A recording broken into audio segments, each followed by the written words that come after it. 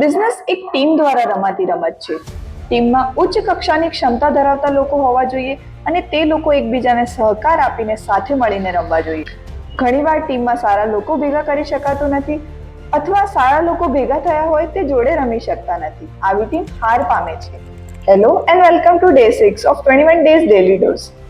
હું તમને team management એક એક્ઝામ્પલ દ્વારા સમજાવીશ.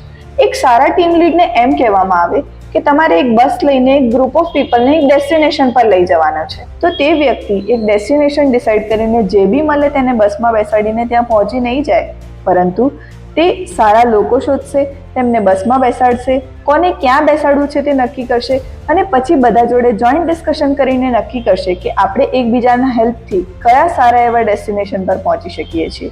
આ દર્શાવે છે કે એક સક્સેસફુલ કંપની બનવા માટે સારા ટીમ મેમ્બર્સનું હોવું બહુ જ જરૂરી છે.